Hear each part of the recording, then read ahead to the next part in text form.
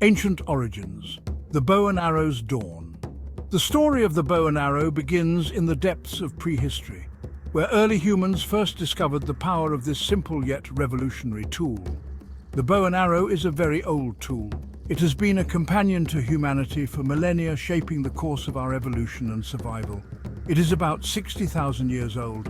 This incredible age is determined through meticulous archaeological research and carbon dating techniques. We know this from archaeological finds. These discoveries provide a window into the lives of our ancestors, revealing their ingenuity and adaptability. These finds were in Africa. Africa, often referred to as the cradle of humanity, holds many secrets of our early technological advancements. They show us how old the bow and arrow is. Museums around the world display these ancient artifacts, allowing us to appreciate the craftsmanship of early humans. The bow and arrow changed how humans lived. People could hunt better. This tool allowed for more efficient hunting, leading to a more stable food supply. They could find more food. With the ability to hunt from a distance, early humans could target larger and more dangerous game, ensuring their communities thrived. This tool helped humans to survive. It was not just a weapon, but a means of sustenance and protection, crucial for the survival of early human societies. It is an important part of our past.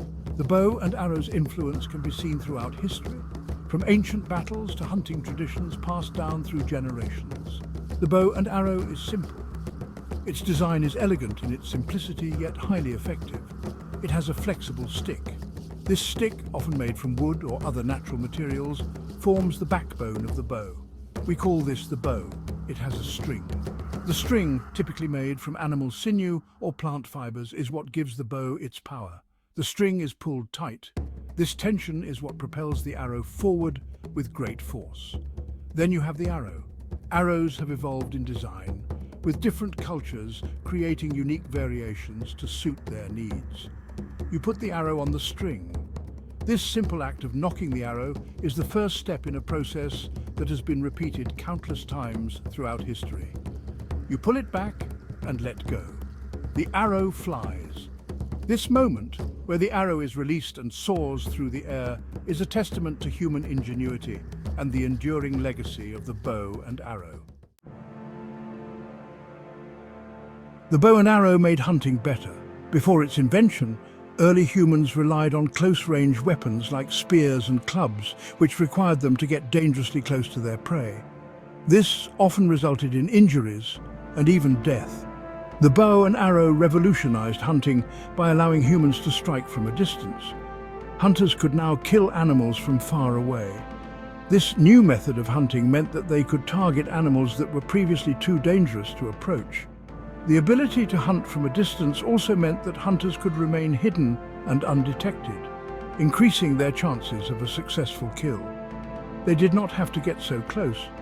This was a significant advantage, especially when hunting large and powerful animals like mammoths and bison. By keeping a safe distance, hunters could avoid the risk of being trampled or gored. This was safer for hunters. The bow and arrow reduced the physical risks associated with hunting, allowing more people to participate in the hunt. This inclusivity meant that even those who were not as physically strong could contribute to the community's food supply. Large animals could not hurt them. The ability to hunt large game from a distance also meant that humans could take down more substantial prey, providing more meat and resources for their communities. This was a game changer in terms of survival and prosperity. Hunters could also kill more animals. The efficiency of the bow and arrow meant that hunters could take down multiple animals in a single outing. This increased the overall food supply and allowed communities to store surplus food for times of scarcity.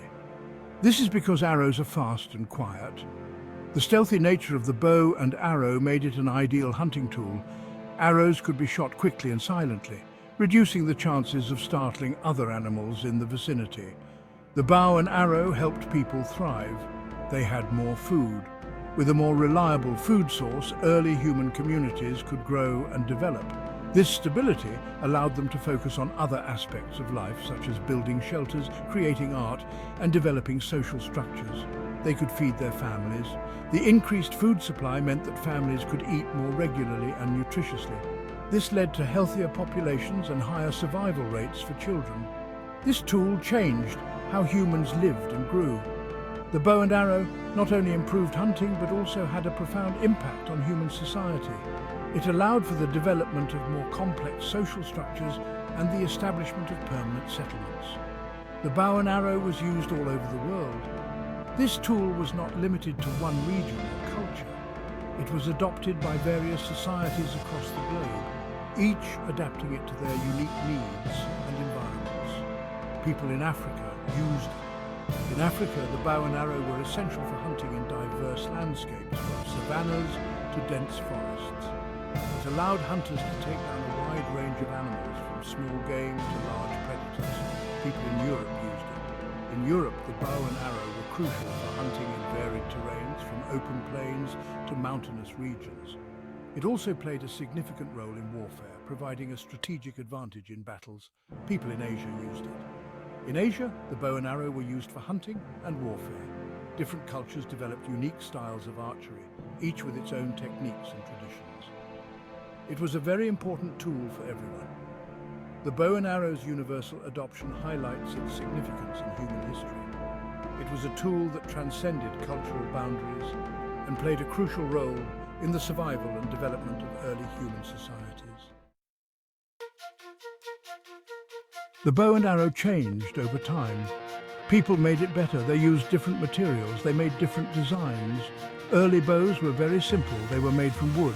They were also made from animal horns. People learned to make stronger bows. They used new materials. Some bows were made from bone.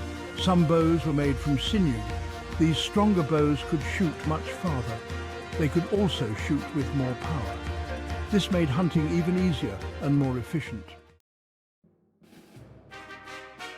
The composite bow was a big advancement. It was made from different materials. These materials were combined together. The composite bow was very powerful. It could shoot arrows very far. The Huns used this bow. The Mongols used this bow too. The composite bow was difficult to make. It took a long time. It took a lot of skill. Only skilled craftspeople could make them.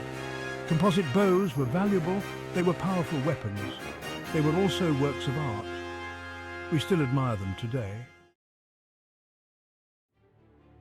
Section 5. Warfare's silent killer, the bow as a weapon of war. The bow and arrow was a crucial tool in the history of warfare.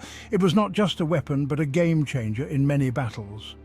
From ancient times to the medieval period, the bow and arrow were used extensively. Its usage spans thousands of years, showing its effectiveness and importance. Armies across different civilizations relied on the bow to gain an advantage over their enemies. It was a versatile weapon that could be used in various combat scenarios. The bow and arrow was powerful, capable of piercing armor and causing significant damage. Skilled archers could change the tide of battle with their precision and strength. One of the most significant advantages of the bow was its range. Archers could strike from a distance, keeping themselves safe while inflicting damage on the enemy. The bow was also a silent weapon, making it ideal for ambushes and surprise attacks.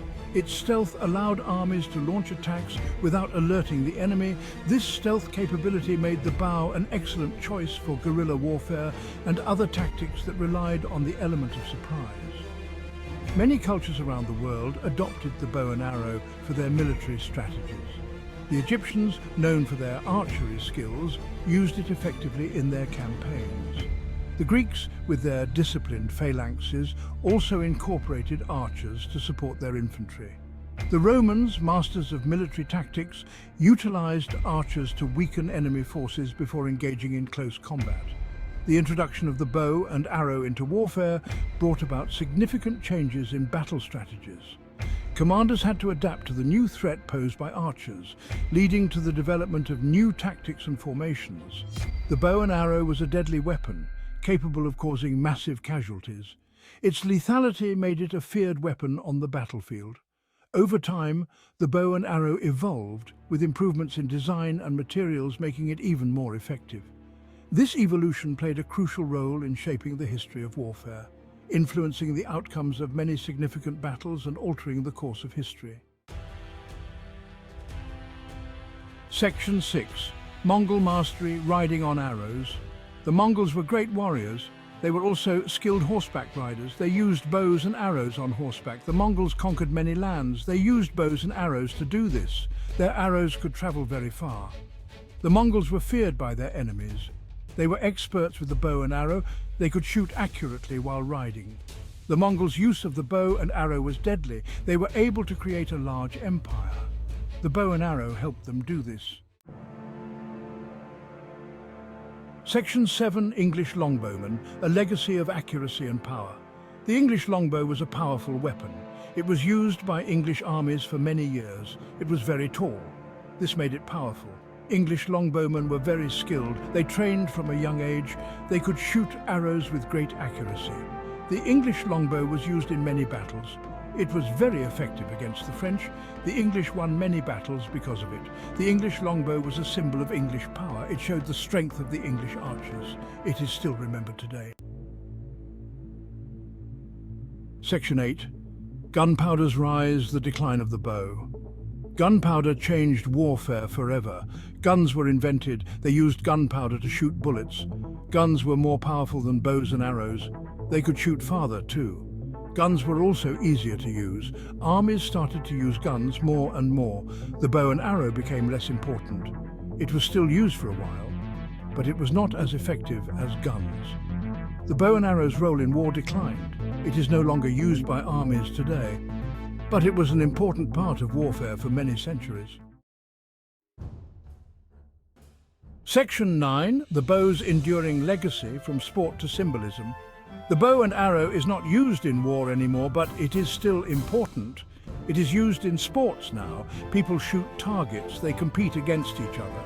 Archery is an Olympic sport. It is a test of skill and accuracy. It requires focus and precision. The bow and arrow is also a symbol. It stands for strength. It stands for skill. It stands for history.